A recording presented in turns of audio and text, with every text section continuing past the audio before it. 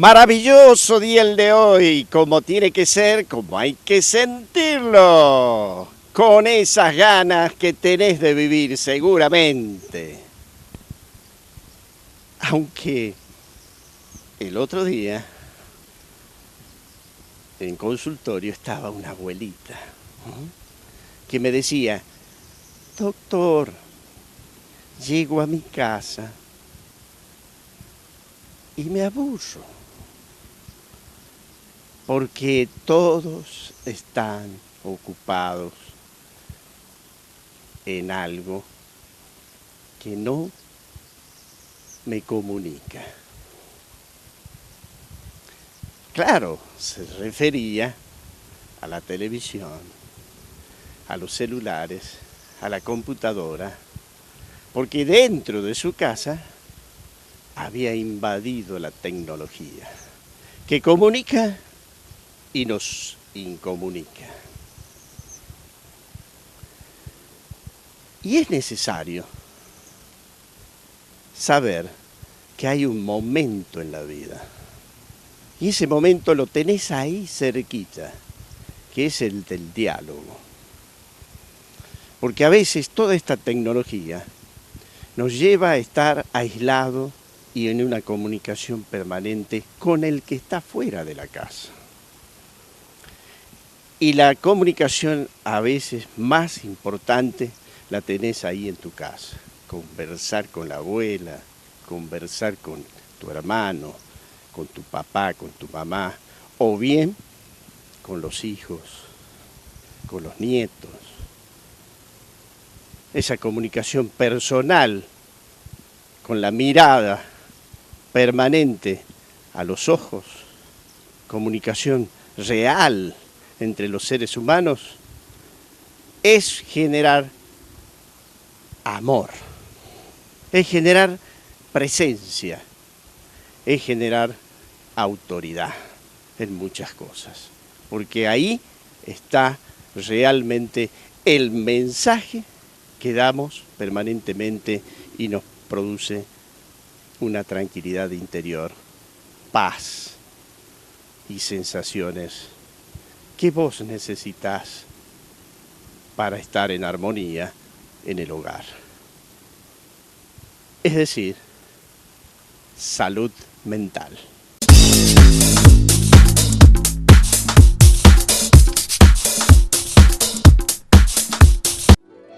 Grupo MED, un nuevo concepto en medicina empresaria, medicina laboral, salud ocupacional, primeros auxilios, control de ausentismo, exámenes de salud, cursos de capacitación para empresas, asesoramiento profesional en higiene y seguridad en el trabajo. Empleados bien cuidados y su empresa bajo control. Grupo MED.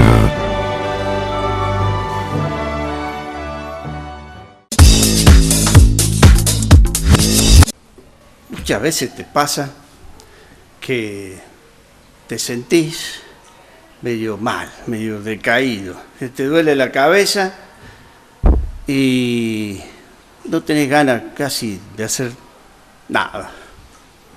Pero sos un tipo dinámico y de pronto empezás a sentirte así. Y bueno, pueden pasarte muchas enfermedades, muchas complicaciones. Y por ahí te vas a la carnicería, te vas al almacén y te comentan: ¿no será que estás anémico? Te pasan. Es como que te pasan factura. Y te empezás a sentir mal, ¿no? Te van a hacer una transfusión sanguínea. Empieza todo un cuadro psicológico que maneja tu cuerpo, que maneja tu vida muchas veces. Y a veces vas dejando pasar y se te complica. Y las enfermedades de la sangre también tienen un lugar en la salud y que hay que prestarle atención. ¿Y quién lo trata? Un hematólogo. Ese es el especialista en la sangre, el hematólogo. ¿Ya lo repitieron? Hematólogo.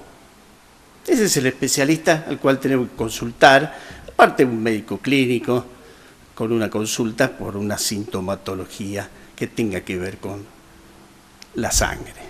Y hoy, en el piso, nos visita una especialista, una distinguida profesional de nuestro medio, la doctora Amalia Bonacina,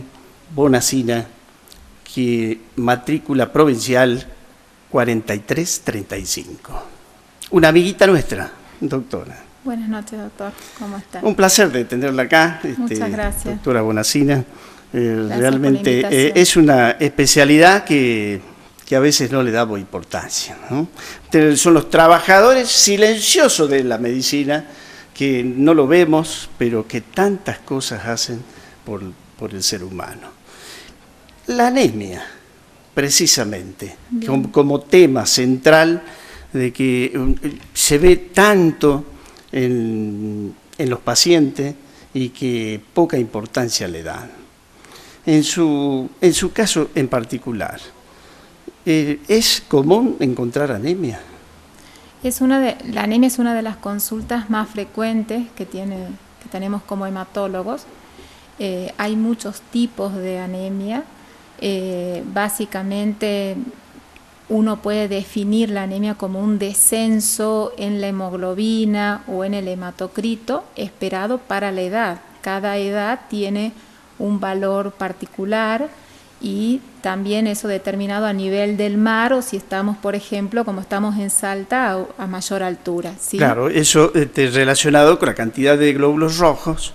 O sea, siempre uno relaciona la anemia, cantidad de glóbulos rojos, nosotros estamos en la altura y generalmente se produce la poliglobulia, es decir, aumento de los glóbulos rojos es muy común en nuestros... Sería un aumento compensatorio. Compensatorio, ¿sí? Como para adaptarse en el lugar, ¿no? Y que esto se relaciona también con la ingesta de hierro. O sea, no ingesta solamente, sino la presencia en la persona de la cantidad de hierro, que por ahí uno ve y dice ferremia, hierro. Exactamente. La anemia por falta de hierro o la anemia ferropénica, como se tendría que llamar, es la anemia más frecuente, es la consulta más frecuente y no solo está vinculado con un problema, digamos, de alimentación, porque hay gente que tiene una ingesta adecuada, recordando que el hierro, lo que está presente en los alimentos, se absorbe una pequeña cantidad, un 10%, ¿sí? Pero tiene que haber un balance, un equilibrio entre la ingesta del hierro, lo que incorpora a través de la dieta, que principalmente es a través de la carne roja, por el tipo de molécula que está dentro de la carne, es el hierro que mejor se absorbe, sino también hay un equilibrio, debiera haber un equilibrio entre la biodisponibilidad, cómo se metaboliza, cuánto necesito en distintas etapas de la vida. No es lo mismo una persona, un lactante, una embarazada, que requiere más cantidad de hierro, o hasta un anciano también. Y el otro factor que importa mucho es el factor cuánto pierde una persona, que hay una pérdida normal. Pero que puede ser por una hemorragia. Hay una pérdida normal, pero si hay una pérdida exagerada, se produce el desbalance. Entonces hay un balance negativo. Lo que entra de hierro, lo que ingresa al organismo, no alcanza para compensar esa pérdida. ¿Qué situaciones, digamos, son las de pérdida, sobre todo en una mujer, a través de las pérdidas ginecológicas? Con la menstruación. Con la menstruación, sobre todo las menstruaciones, hay mujeres en la perimenopausia o trastornos hormonales que hacen que esa menstruación sea, si se quiere, anormal. Entonces pierde mayor cantidad. Y otro sitio, digamos, de pérdida es la parte digestiva. Entonces es muy importante, además, claro, hemorroides, por ejemplo, úlceras, úlceras, pérdidas de sangre continua, inclusive veces, por la vía urinaria también. Exactamente, y que a veces llegan a ser imperceptibles. O sea, una persona quizás diga, no sangro por el aparato digestivo, pero hay signos que al médico, el médico debiera captar, por ejemplo, si hay alteraciones en el color de la materia fecal, hay algún trastorno en el ritmo evacuatorio, ha cambiado la forma de las heces, distintos síntomas o signos. Que hasta se puede formar la famosa melena, ¿no? Exactamente, que es la materia fecal negra o negruzca, ¿no? O tipo alquitrán, ¿sí? Estas son las situaciones, digamos, en que uno va a perder mayor cantidad de hierro. Y otros trastornos que muchas veces se los descubren incluso en la adultez, que es el trastornos de mala absorción a nivel intestinal, por ejemplo, la enfermedad celíaca. Claro. Entonces, entra una cantidad adecuada de hierro, o no lo absorbo, o se pierde, no lo capta, y no entonces lo capto, no pasa al organismo. Entonces, eso produce una de las anemias más frecuentes, que es la anemia ferropénica. Lo importante en cuanto en general a todo tipo de anemia es el tema de si va acompañado este descenso de la hemoglobina o del hematocrito con otras alteraciones de la sangre. O sea, la médula ósea, el caracú, lo que está dentro del hueso, es la fábrica de la sangre, ¿sí? La médula ósea produce básicamente 3 tipos de elementos: los glóbulos rojos, que son los que transportan el oxígeno en la sangre y que cuando están descendidos es cuando aparece la anemia de que estamos hablando; los glóbulos blancos son los otros elementos formes de la sangre, que serían para las defensa del cuerpo. Exactamente, claro. Y las plaquetas, que son las encargadas de parte del mecanismo de la coagulación, o sea, para que uno no sangre uno tenga un equilibrio, ¿sí? Entonces, si esa anemia va acompañada de alguna otra alteración, o en los glóbulos blancos, claro, que estén en más o en menos, o las plaquetas, ya es otro cuadro, digamos, que uno lo tiene que encarar para el estudio hematológico. En cambio, sí que falta de hierro, es decir, dentro de la alimentación. Por eso es que la abuela siempre nos entrenó, la abuela, la mamá, ¿a qué? A consumir, por ejemplo, carne, decía, hígado. Nos empezaron a formar de esa manera el bife de hígado, el famoso aceite de bacalao de aquella época, de que le imponían a la gente, a los chicos, a que consuman, y bueno, buscando un poco disminuir las anemias. Hay que tener en cuenta que el hierro está presente en la espinaca, está presente en las legumbres, el poroto, garbanzo, lenteja, como símbolo. O sea, hay muchos otros elementos en las carnes, como decía la doctora bien, pero dentro de la alimentación es muy, pero muy importante prestarle la atención debida y hacer caso. Pero los chicos, sobre todo, que nos cuesta tanto hacer una buena alimentación, porque generalmente prefieren la comida chatarra, la del kiosco, que no aporta realmente la cantidad de hierro suficiente. Y por eso es que el médico pide ahí la ferremia, o sea, el hierro, además la cantidad de glóbulos rojos, glóbulos blancos, por eso nos fijamos en la plaqueta, o sea, todo lo que es el contenido de la sangre. Le prestamos atención a eso y es muy importante, y tener en cuenta la coagulación sanguínea también. O sea, la doctora es una especialista en el tema y por ahí habrán escuchado ustedes las plaquetas, el RIN, el coagulograma, habrán visto en un análisis que pide el médico antes de una cirugía, que son cosas que maneja el hematólogo. Y que es muy importante porque de ahí en más, si es que no tiene una buena coagulación sanguínea, es decir, cuando se va a operar, luego tiene que cicatrizar bien, y entonces hay que estar seguros de eso. Y ellos son los que nos brindan la seguridad en ese sentido con el estudio y los conocimientos. ¿Cómo es eso del manejo permanente de un paciente con un problema de la sangre sobre todo de la coagulación de sanguínea. la coagulación, bien. Hay, digamos, alteraciones de la coagulación que son heredadas, ¿sí? Y hay otros problemas que son adquiridos, ¿sí?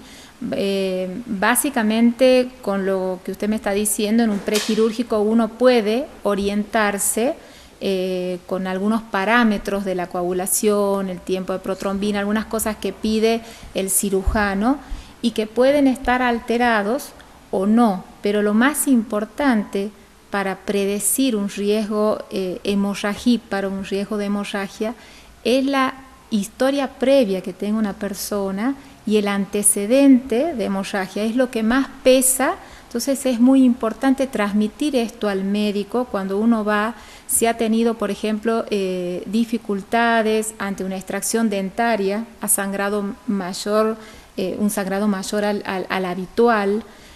También cuando hay menstruaciones muy abundantes, cuando hay tendencia a hacer hematomas, moretones, los famosos moretones, sangrado ante el cepillado de los dientes, sangrados de nariz, son pautas de alarma que hay que transmitir. Si obviamente esto está dentro de un contexto de parámetros de coagulación, de los análisis de rutina normales, habría que profundizar el estudio hematológico, porque no todas estas alteraciones salen, por decir así, en los análisis que se hacen de rutina. Entonces hay que investigar alteraciones menos frecuentes. Claro, como médico clínico, o sea, uno pide un coagulograma basal. O sea, no es lo habitual. O sea, en un chequeo no pedimos eso. O sea, estamos más habituados a pedirlo solamente cuando tenemos un riesgo quirúrgico. Es decir, el médico ahí sí pide el coagulograma. Entonces, por ahí se complica el diagnóstico exacto de alguna patología. Y como le decía, a veces el coagulograma que se hace de rutina da normal y hay pacientes que pueden sangrar. Claro. Entonces, lo más importante es ver cómo ese paciente ha tenido experiencias de cirugías, de extracciones dentarias y cómo se ha comportado en esas situaciones. Eso es lo que más pesa. Y luego viene todo un hecho ya habitual, porque este mundo nos ha traído muchas complicaciones cardiológicas, en las cuales, gente que tiene ACV, gente que tiene infartos, que luego tienen consecuencia en la sangre, que repercute en su sangre. Así es. Y que les trae las complicaciones. O sea, viene otro tema. Que sería la anticoagulación. La anticoagulación, es decir, evitar que se forme un coágulo dentro de la sangre y que luego produzca un ACV, el riesgo, ¿no? Ese es el temor que uno tiene, inclusive como médico, tiene que hacer la prevención. ¿Y a dónde la mando? Interconsulta al hematólogo. Y el hematólogo tendrá que ver, a ver cómo... Exactamente. Son situaciones que merecen, particularmente que estamos viendo el tema de los pacientes cardiológicos, como usted lo decía, determinados pacientes uno hace un score de riesgos. Si por ejemplo un paciente tiene una arritmia, de acuerdo a la edad, si es hipertenso, diabético, problemas de colesterol o triglicéridos, es un paciente que lo mandan al hematólogo para iniciar un tratamiento anticoagulante. El objetivo de este tratamiento es evitar las embolias, o sea, el corazón al funcionar en forma arrítmica o desordenada tiene mayor riesgo de que se formen coágulos y son los que van al cerebro y provocan el ACV, ¿sí? Es una situación, digamos, cardiovascular que trabajamos en conjunto con el cardiólogo. El anticoagulante habitualmente se lo maneja con parámetros de laboratorio, hay otros anticoagulantes más nuevos, pero básicamente el RIN, como usted lo dijo al principio, es un método de laboratorio que nos está hablando de cuán anticoagulado está un paciente. Entonces, es una palabra que suena mucho en la consulta. Y por eso, y con eso se van manejando y de acuerdo a eso le dan la pastillita dosis. Y entonces va la persona y dice, estoy tomando media pastillita, cuarta, pero realmente todo matemático. Y tiene una precisión enorme que tienen que manejarlo ustedes. Cada patología merece un nivel particular, o sea, no todos tienen un RIN idéntico, ¿sí? Y bueno, y tiene que ser en un laboratorio especializado también. Porque y un manejo especializado. Claro, en base permanente. A eso se decide la conducta. Claro, claro que sí, o sea, no es algo común. O los pacientes que tienen un reemplazo valvular, por ejemplo, exacto, a nivel cardíaco. Hay muchos casos, pero debería estar a la consulta, a la practicidad de poder brindar el servicio y la solución a la gente en todas partes, porque en muchos casos en salud pública no tenemos la posibilidad de tener un hematólogo cerquita para poderlo consultar y poder ver todo este tipo de casuística que está en los barrios, que está instalado allí, y sin embargo nos cuesta la interconsulta para que llegue a un hospital. En ese sentido, es una gran deuda que tenemos. Hoy sí contamos con un servicio muy importante de donación de sangre, ahí en la calle Bolívar y Entre Ríos, en donde pueden aproximarse a ir ahí, donar sangre. En ese sentido, pero muy importante ese servicio. Pero no así en los hospitales, donde tendríamos que tener la accesibilidad y la posibilidad como médico clínico, a lo mejor, de poder solucionar un problema, ¿no? De este tipo, de esta especialidad pero tan importante como la que tienen ustedes. Y que es la trabajadora silenciosa de la medicina, porque poco lo ven, pero tantas cosas buenas hacen para la salud de la gente. Doctora, la verdad que ha sido un verdadero placer. Esto da para mucho más, porque hablar ya de grupos sanguíneos, ahí debe estar pensando el grupo A, el grupo cosas, 0, A, B, ¿cuál será el dador universal, receptor está pensando, seguro. Básicamente yo lo que quería transmitir también es la importancia de síntomas cruciales que uno debiera consultar al hematólogo. Por ejemplo, cuando hablábamos de la anemia, es si ha aparecido fiebre, si ha aparecido algún sangrado, encías, nariz, hematomas, algún ganglio, ¿sí? Que son sitios de defensa, pero que pueden estar siendo indicadores de otro tipo de patologías y que no son simplemente una anemia, ¿sí? Entonces, son los síntomas que, con más razón, se debiera insistir en la consulta hematológica. Doctora, muchísimas gracias. Muchas gracias por la invitación. Por favor, la doctora Amalia Bonacina, una especialista, una hematóloga, que ya aprendiste. ¿Entendiste?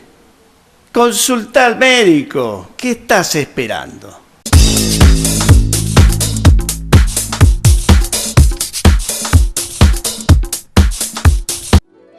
Grupo MED, un nuevo concepto en medicina empresaria, medicina laboral, salud ocupacional, primeros auxilios, control de ausentismo, exámenes de salud, cursos de capacitación para empresas, asesoramiento profesional en higiene y seguridad en el trabajo. Empleados bien cuidados y su empresa bajo control. Grupo MED.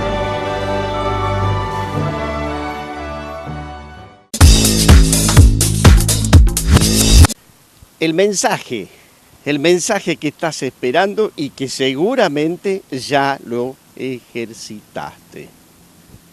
La lectura.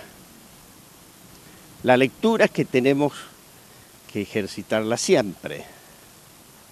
Leer es salud mental.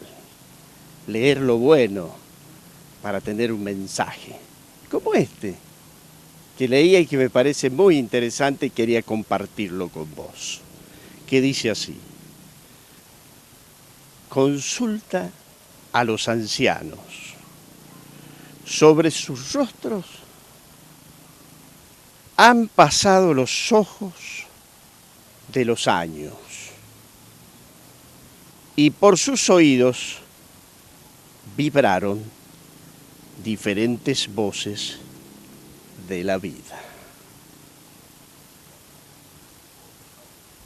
Para pensarlo, ¿no? Pensar que en este pequeño libro, pequeño librito, tiene grandes pensamientos. El mensaje de la vida. Respetar a los ancianos. Su experiencia maravillosa. Dignificar a un anciano es dignificar la vida.